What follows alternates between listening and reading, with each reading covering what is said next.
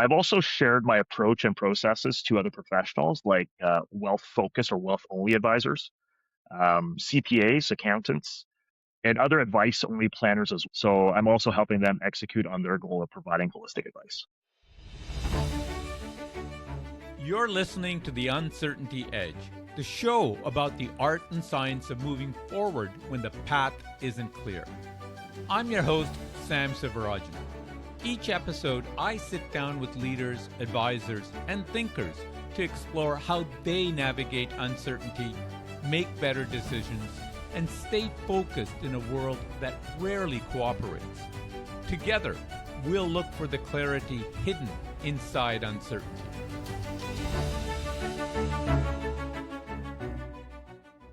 Welcome to the Uncertainty Edge podcast. I'm your host, Sam Sivarajan. Today, I'm joined by Herman Chan, co-founder and president of Crimson Financial, an independent wealth management firm built specifically for medical professionals and real estate investors. After 18 years leading teams in financial services, where I first met him, Herman left the security of a corporate job to launch his own advisory firm in a brutally competitive market. His business model? Most Canadians think they have a financial plan, but they actually have disconnected products, leaving them underinsured, overtaxed, and without answers to what keeps them up at night. His bet is that a planning-first, niche-focused approach can win against established brands and robo-advisors. But independence means navigating regulatory complexity, client acquisition, operational build-out, and the risk that the model won't scale fast enough. Today, we're exploring how Herman thought through that leap, the frameworks that guided his decision, how he's measuring early traction, what could go wrong, and how he's preparing for those scenarios now. Whether you're an advisor considering independence, an executive contemplating a pivot, or a leader making high-stakes calls with incomplete information, Herman's jump from corporate to entrepreneurship offers sharp insights on how to move forward with clarity. Herman, welcome to the show. Hey, thanks for the opportunity, Sam. I'm really excited to chat with you today. Yeah, I think this will be a fun one, Herman. So, Herman, you and I met almost between 5 and 10 years ago. But after about 18 years in a corporate field leadership role, you made the decision to leave that structure and launch Crimson Financial. That's a major pivot from predictable income and organizational support to entrepreneurial risk. Walk us through your journey up to that decision point, and then how you made that decision. What framework or thought process did you use to evaluate whether this was the right move at the right time? Yeah, great question, Sam. Definitely wasn't an easy one. And it started well before COVID. When my old friend and co-founder, who was leading the data science department at an LA-based fund company, wanted us to launch our own firm up here in Canada. At the time, I was very happy and comfortable with my regional leadership role, and rejected the idea a few times. Mm-hmm. And then, of course, COVID happened. And 6 months later, I got separated actually, eventually divorced. And my role changed a few months after that as well. At first, I wanted to leave the org I was with for 10 plus years and learn more about the insurance brokerage space. Then I tried to find and meet some potential retiring sellers of their practices. Did end up meeting 3 during that phase. One was out near Niagara. Another one was here in Toronto. And there was another advisor that I met more than once in Markham, not too far from where I am here in Richmond Hill. But none of them got past or even got to the due diligence stage. And then I was invited to a national financial institution planning leaders mastermind group at the start of this year, 2025. And then I learned how other shops operated in subsequent meetings. And then in the summertime, through an industry contact, I was also introduced to 2 younger Canadians working in the US who wanted to build a planning-focused wealth management firm up here. And that really solidified my I also tested different planning prices, sales processes, ramped up in the 12 months leading up to my decision to resign and launch the firm. I realized, Sam, that there is no perfect time, but with 13 months before a huge regulatory change called total cost reporting and other firms needing insurance expertise, I decided this was the right time. Fascinating. I think as you're talking about it, it sounds like you're no stranger to change on the personal or the professional level. And I think, to be honest, I suspect that this is the norm for all of us, whether we want to admit it to ourselves or not. you've managed through that change, and I guess there's an element that gave you the confidence to feel that you can handle this change as well. You didn't jump in head first without thinking it through, without making the prep work, but it is one of those big changes that I think many people, and I'm sure many, I know many that in our previous corporate lives would have thought, I would like to do this, but few make that leap, if you will. You managed to do it. Yeah, no, I mean, no stranger to change. I mean, they say that change is the only constant in our lives, right? So, Yeah. and I've been very fortunate to have been a manager and a leader at a number of large organizations. It started off in my early 20s with Future Shop, which became Best Buy. I had a stint at HSBC as well. So I played a tiny little part in the global financial crisis with my subprime lending, which I may not have shared with you before. Then I got an opportunity with RBC, really learned the insurance side there for a couple of years, and then an opportunity came up with Canada Life, and that's where I really learned integrated financial planning as well as how independent advisors operated. And then about 7, 8 years ago, I ended up getting my certified financial planner designation, which has been absolutely amazing for me in my career. And I got a really amazing behind the scenes look at many different firms and practices. And I realized that some of the very best and well run had areas of opportunity. And I also know that most consumers don't get the planning they need and don't even know what it looks like. More often than not, people think it's an investment process of some sort or simply retirement projections. And I know this may sound crazy, Sam, but risk management in its truest sense, and this is my definition of it, is really it's really insuring against disability, getting hurt out of nowhere, getting really sick, understanding, the benefits of critical illness insurance and then life insurance as well, protecting against that, especially if somebody has loved ones that they really care about. And in the last year and a half, I would say, being able to convert insurance only and investment only introductions into full planning engagements was the proof I needed to launch. No, I think that's bang on. I think that the financial services world is evolving, and I think we're all moving more towards that financial planning element. It is, to my mind, one of the key things that I think most Canadians, most people need is that element of a plan. There's that old saying, failing to plan is planning to fail. And the whole theme of this podcast is about uncertainty and how you deal with uncertainty. And I think whether it's on planning for your loved ones or for business continuity or business decisions that you're making to grow your venture, and we'll come on to that in a minute, we're always dealing with uncertainty. We're always dealing with change. And it's not that you're going to have a crystal ball on how to deal with it, but how are you planning or preparing yourself to deal with these things? And I think, as you said, part of the financial planning process that you go through with your clients is it's not just projections, it's not just numbers, etc. It's actually asking some tough questions about, did you think about this? Did you think about this? Did you think about this? If this happens, how do you think you might want to deal with it? And for the most part, at least in my experience, I found that many people haven't thought along those lines just because it's not something that they come across on a day to day. No, absolutely, Sam. I mean, yeah, a lot of my discussions revolve around questions and scenarios that they never think of or rarely think of. And like you said, definitely don't want to think of. Yeah. So I've had this happen quite a few times where I would have a couple look at each other and then turn to me and say, "We've never ever talked about this, and we've been together for 5 years, 10 years, 15, right?" So you're on the right track when you have that sort of level of engagement, and they understand that it is a vulnerable situation and discussion, but Mhm. it's going to lead to better outcomes, right? Because I want to make sure that they're ready for anything, and especially worst case scenarios. Let's talk about metrics, Herman. In the early stages of building Crimson Financial, what are the key performance indicators you're tracking to measure whether this is working? Your business is growing the way that you want it to. How are you defining progress in the first 6 to 12 months of your business? And what milestones will tell you whether you're actually on the right track or whether you're going to need to pivot somewhat? Yeah, excellent question. I mean, there's a few for sure. I would say the different type of meetings that I'm running, I promote, my free hour-long consultation a lot. I've said to myself, if I can get people to meet with me to better understand their situation at the time and allow me the opportunity to explain to them, how I operate and how I operate differently with them in mind, that should really help move things forward.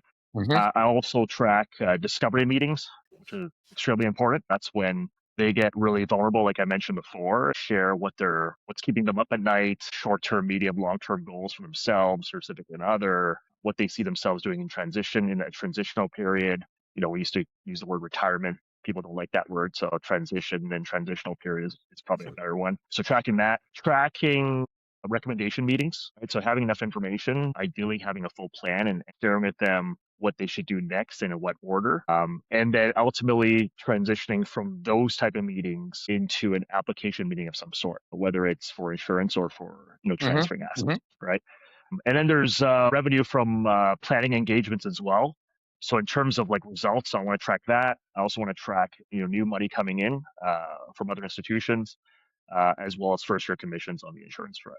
Yeah, I think that makes total sense, Herman. I think from if I were to synthesize what you just said, you're tracking very much process or an activity which is in your control. So, how many meetings are you having? How many discovery meetings are you having? What you're less focused on is the results of that. Like, how quickly is that discovery meeting converting into a client, etc. I mean, obviously, eventually, that is an important metric, but it is not something that is directly in your control and shouldn't directly be in your focus. So you're upfront, and I think that, at least in my experience, and I suspect in your experience from the corporate side of things, when you work with advisors, that is a better leading indicator of success of what you're doing and how that is going to translate into the key metrics that matter. How many clients do you have? How much assets are you managing? All of that, which nobody will deny is important, but they become secondary to, at least at the outset, to some of these other activity measures that you've rightly said that you're focusing on. Oh yeah, Sam, you're definitely right. Yeah, activity is something I learned a very long time ago, and focusing on that should lead to the results that not only that I want as a new entrepreneur and as a financial advisor, a financial planner, but also really helping clients achieve the goals that they want to achieve. And there's different, there's different process for different needs, but no, it's definitely a mutually beneficial situation. And I think what you've talked about, this discovery, this deep discovery, we'll get into that in a bit, but it is something that totally resonates with me. I think it's one of those things that is a key differentiator in building a financial advisory practice that lasts. Is It's part science, it's part art, but it's what I think that clients don't get enough of in the industry, I would say. I think that there is this, they're not sure where these questions are coming from. They're so used to having it be all about products and not about the problem that is being solved, that think there is I call it a blue ocean strategy to kind of differentiate yourself in this regard. Seems to be that's the way that you're positioning your practice. Yeah, no, absolutely. I mean, there are so many advisors in this country and so many financial planners as well. And I've realized that there is, I feel, a better way of doing this. And I think leading with that planning approach really sets myself apart, but also gives a different experience for the clients as well. I've realized that by them paying a fee up front, and I basically collect, I think they sign the engagement letter. They give me half the fee up front. And I find that's enough skin in the game for them to be really involved and engaged for the rest of the process. Now, your model requires more upfront work and probably longer sales cycles than just selling products. How are you thinking about that in terms of rolling out your business? Yeah, no, I was actually explaining this to another advisor the other day. The beauty of this process is that I collect those planning fees up front, which helps pay the bills, while I write insurance and transfer investments from the engagements before. Some people take longer than others to provide all the information and documents that I need. So Yeah. the next couple may not be the plan I deliver next because of that. I've also shared my approach and processes to other professionals like wealth focused or wealth only advisors, CPAs, accountants, and other advice only planners as well. So I'm also helping them execute on their goal of providing holistic advice. So this is more of a collaborative effort with other adjacent type of professionals that you could perhaps do cross referrals and joint kind of submissions to? Absolutely, Sam. The advisory business itself can be quite lonely. I'm sure you've heard of that. I've heard that, over Yeah. the years. That Yeah. is true. We both have talked to many advisors, and they've all said the same. I've uncovered that other professionals are in the same boat. And, I believe that, if there's more collaboration, we can definitely create a better result and better outcomes for everybody that's involved. Look, I think you and I've seen very successful advisors that I would say owe a significant amount of their success to the fact that they're experts in their field, but they work very collaboratively with other advisors. The primary focus is how do we solve the client's particular problems. If I bring that expertise, that's great. If not, I have to find who else can bring it. The analogy, I'm sure you've heard it, the analogy I've always heard used is that a good advisor is like that general practitioner for that client on the financial health side, that their job is to be able to look overall the financial health of the client, diagnose what is wrong, make recommendations, and to the extent that they need to bring a specialist in, like a medical doctor would,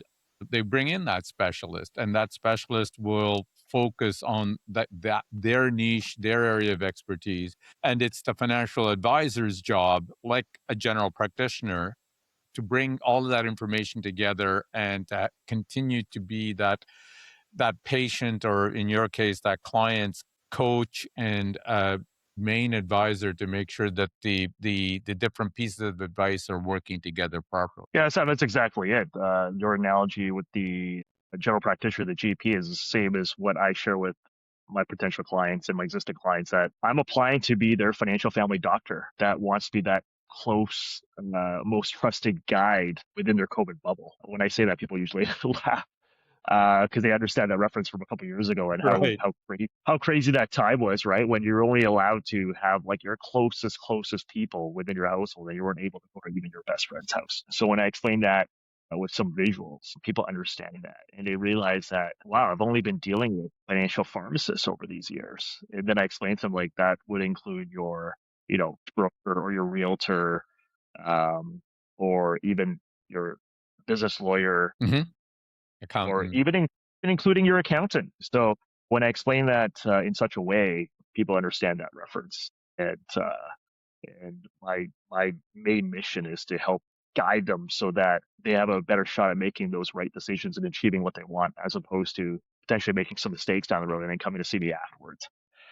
Now, let's walk through a pre-mortem, Herman. And I'm sure you went through this type of exercise either implicitly or explicitly. So it's 1 year from now, and Crimson Financial hasn't taken off in the way that you expected. So, for instance, client acquisition is slower than projected, revenue isn't covering costs, and you're questioning whether the model is viable. Let me preface this for the audience to say that this isn't projecting failure, but it's a very useful business planning exercise when facing uncertainty, to kind of think through these kind of scenarios before you get into those kind of obstacles, because it often allows you to identify potential obstacles and plan around it than having to deal with it after the fact. So, with that kind of caveat aside, that I'm not saying that Herman is not prepared, but Herman, when you imagine this scenario, what do you think are the most likely causes? What could have gone wrong,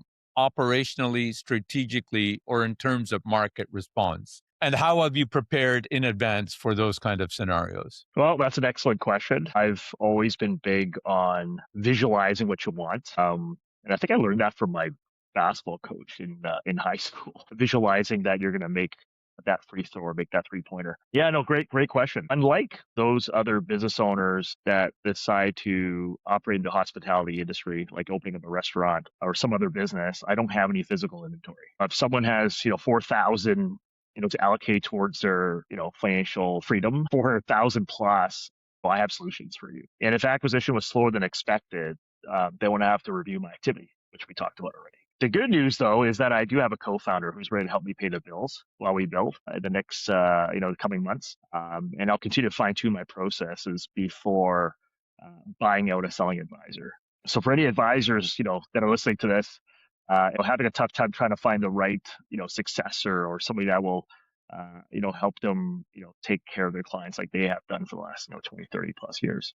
Definitely open to a conversation. No, I think that's great. I think you're being a bit modest. In our conversations before, I know that you've done a lot of legwork beforehand to anticipate and preempt any of these types of obstacles. So, from thinking about the niche that you're trying to serve, to think about the business model that you're going to put, to think about how your clients are going to find you, I think you've done a lot of call it the legwork to kind of say, okay, how do you stand out in a crowded market?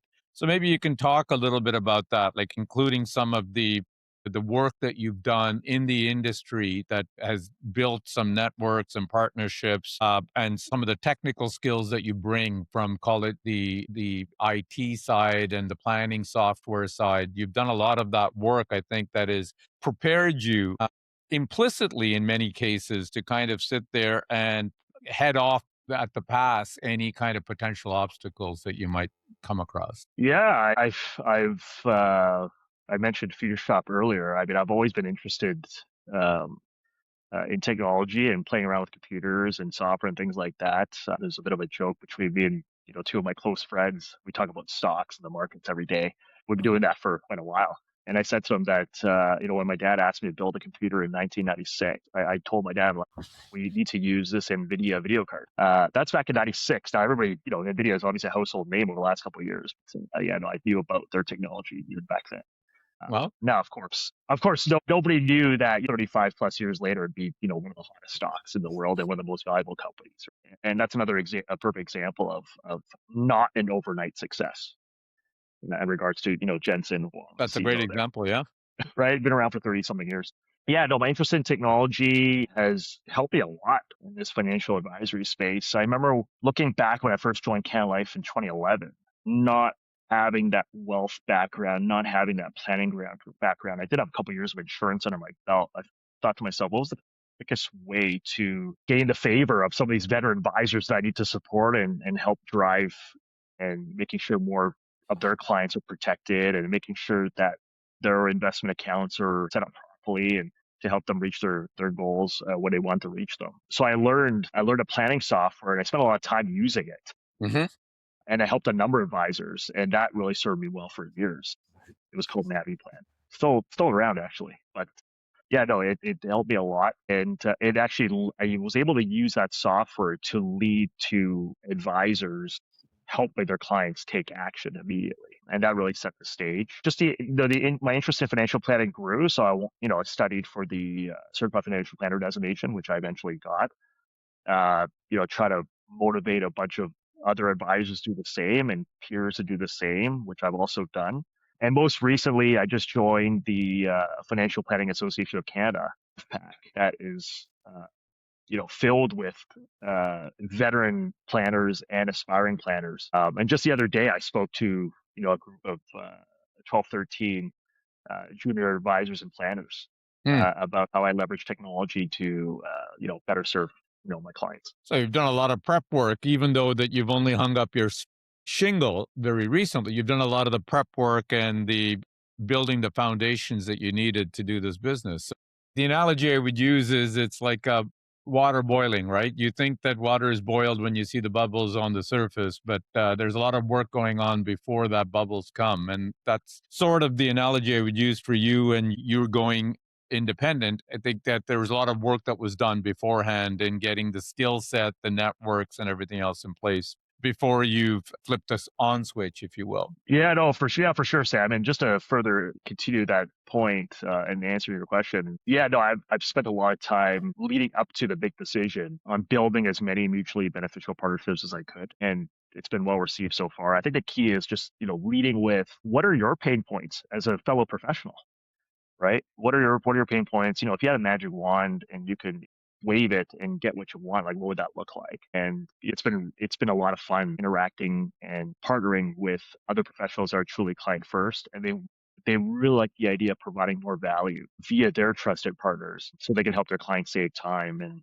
we all wish we could have more of that. Look, I think that there's an important point that you're making here, and I think many people will think that this is a very cutthroat and competitive industry, and I can see why people would think that. But in my experience, I've also found it to be a very collaborative and friendly environment. I think that it isn't a zero sum game. I think there is enough. The biggest challenge I think in the Canadian marketplace is there are far more Canadians that need good advice and good financial planning than are getting it right now. So the issue isn't about we're competing with other advisors for a very small market. I think it's a collective effort among all advisors to let Canadians know that the biggest obstacle to them achieving their financial goals is really having proper advice, proper plans, and proper approach to how are they going to build wealth, how are they going to protect their loved ones,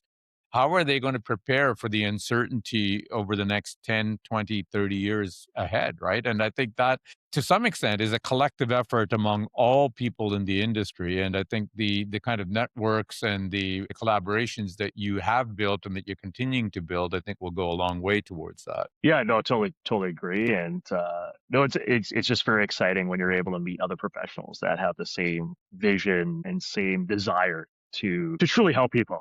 I mean, that's what it's all about. Financial success and business success is a byproduct of that, but that's not the main goal. So, in my mind, Herman, having known you for many years now, one of the key differentiators in your approach is the blend of the technical skills and the human slash behavioral side of financial advisory, the science and the art, if you will. I've always felt that it's not enough to know what to do. The key is in actually doing it. Sort of like being fit. It's not enough to know that eating right and working out is actually important. Most people know that. You actually have to do it in the moment, like when that plate of cookies are staring at you, or you don't want to get out of your warm bed to go to the gym. Walk us through how you're implementing that approach into your practice. Yeah, great question, Sam. I try to teach this in my previous roles, but sometimes you just can't. Yeah, you either care about people, are curious about people, and want to truly solve their problems, or you don't. I believe that you need to be a lifelong daily learner as well. I've learned personally from many of your guests that you've had on previous episodes. I've learned from a lot of other industry friends. I've read a lot of books, definitely spent a lot of time reading a lot of blogs and listening to many podcasts. And in the past year and a half, I've been leveraging AI a lot more too. I've also been big on process, just like a Michelin star chef or a family doctor, like I mentioned before. I believe that having strong, clear processes demonstrate professionalism, and it will also allow me to take on more clients, eventually add staff and scale the practice. 100%. I think processes are important for everything that you've mentioned. I think to give clients confidence, to effectively be able to scale, to build a business, right? In my experience, probably yours, I think I've seen a lot of great advisors who I think had a great practice, but not a business. And the business requires processes that are repeatable, et cetera. And to me, it brings to mind there's a surgeon, Atul Gawande, that wrote this book called The Checklist Manifesto. And he says that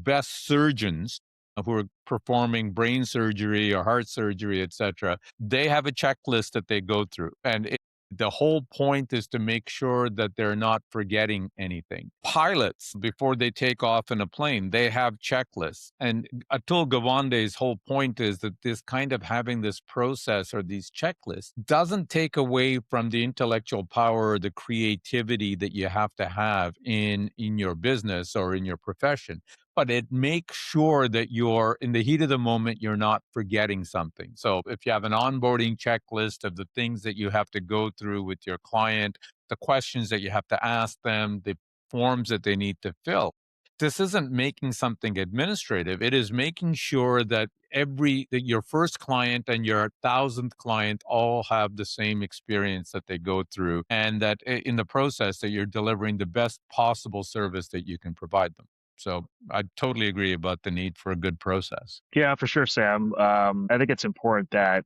I gather as much information, and definitely more than most advisors or planners. Like I gather a ton of information because there's really important data and insights from the data and information that I collect to provide a better plan and provide, ideally better outcomes for them. So yeah, I didn't know about those two examples. So thank you for sharing that too. So Herman, looking ahead, you're betting that your niche focus, the integrated planning model, and your independent structure will be a competitive advantage. But that also means you're competing against firms with more capital, more brand recognition, and more resources. So what's your long-term strategy for not just surviving, but winning in that competitive landscape? How do you think about scaling Crimson Financial over the next 3 to 5 years? Well, yeah, I've been studying others in the industry for many years. When I say others, fellow advisors, competing firms, the big five banks. I've got friends and contacts in all these different institutions, and also studying who's leading in those places. And innovating in those places. So that's really helped. In terms of leveraging that in my launch and my day to day, I'm actually going to bring up an interesting example in the entertainment industry. So there's a lady by the name of Kim Kardashian. I think some of your listeners will know who that is. She used her family's TV show. She leveraged that. She leveraged Instagram over the last 5-10 years and recognizing and partnering with what's popular at the time. So a couple of years ago, she ended up partnering with the NBA as well as Team USA, and a pretty big star at the time, but now he's an absolute basketball superstar now and style icon. And that's Shai Gilgeous-Alexander from Hamilton, Ontario. And before became an NBA champion last year. So she had partnered with these massive institutions and star athletes. Then you look at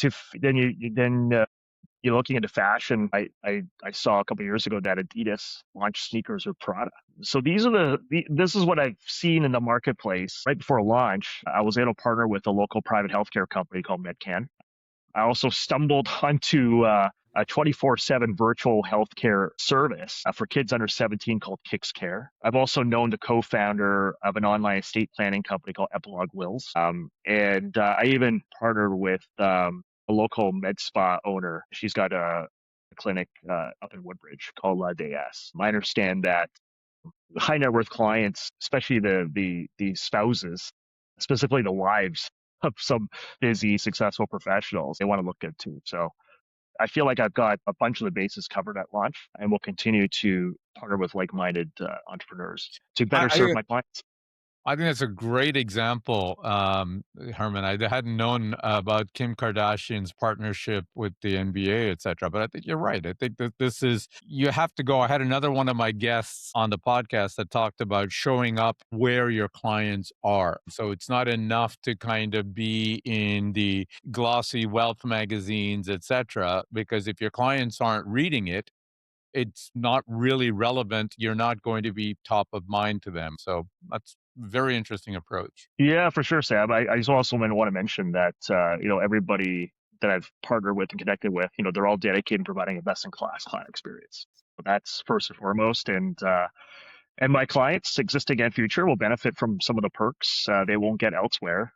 And I also want to mention that I'll continue to use the best fintech. I really hope that they all connect with each other a year from now. Really pushing for that in the last 5 years or so that I've been interacting with different fintechs across the country. I know it's very tough here in Canada. A lot of them, if they've got a great idea, like to go head down south. It's such a bigger market. Right. But no, I've definitely been a champion for Canadian fintech, and I'll continue to play that unofficial role. So to all the fintech founders out there, don't give up. The independent space is growing up here in Canada. And I'll also use AI more to create efficiencies for myself and my firm so I can help more people reach their financial goals. I just see, like you mentioned earlier, that blue ocean. It's a big blue ocean, and I'm just getting started. Awesome. Well, Herman, we're coming to the end of our episode. So I have a few final rapid fire questions for you that I ask all my guests. So number one, professionally, what is the most important lesson you've learned over the years? Most important lesson, there's a number of them, but off the top of my head, I would say controlling the controllables. I think you touched on that earlier in our conversation. In other words, focusing on activity and moving opportunities ahead. I really can't control how much insurance people need or the size of their account transfers. Right. What I can control is being enough quality prospects on a weekly and regular basis. Beautiful. I love it. I totally agree. Number two, what is one practical tip you would offer listeners keen on applying your insights? Practical tip. Yeah, advising is a team sport. Leveraging AI, I'm leveraging other professionals to give clients the best answers quickly. So I want to give a shout out to FPAC again.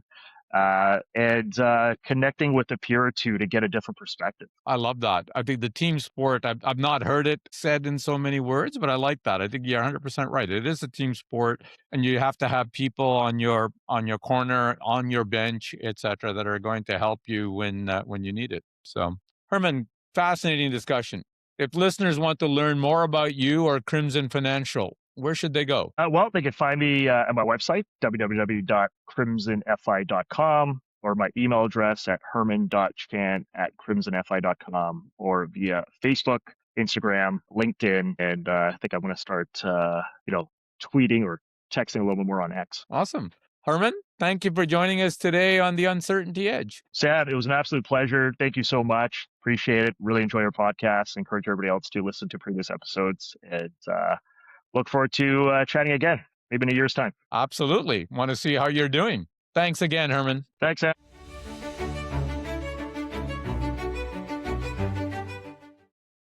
In this episode of the Uncertainty Edge podcast, I spoke with Herman Chan, co-founder and president of Crimson Financial, about what it really takes to leave corporate security behind and build something of your own.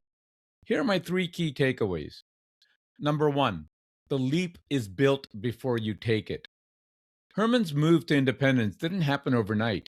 It was the result of years of deliberate preparation, earning his CFP designation, mastering planning software, building referral partnerships, and testing his model long before he resigned. For any advisor or executive contemplating a major transition, the lesson is clear. The visible leap is just the final step of a much longer runway. Number 2, focus on activity, not the outcomes. When it comes to measuring early traction, Herman tracks what he can control. Consultations booked, discovery meetings held, recommendations delivered, rather than fixating on revenue or assets under management. This process-first mindset, which mirrors the best frameworks in behavioral science, reduces anxiety and builds the habits that produce results over time. Number 3, advising is a team sport. Herman's model is built on collaboration with CPAs, estate planners, healthcare providers, and fintech partners, all united by a shared commitment to client outcomes. The most effective advisors aren't lone experts. They're connectors who know when to bring in the right specialist and how to hold the whole picture together for their clients. Herman reminds us that uncertainty isn't a reason to wait. It's the very condition that rewards those who prepare, build deliberately, and lead with the client's deepest needs in mind.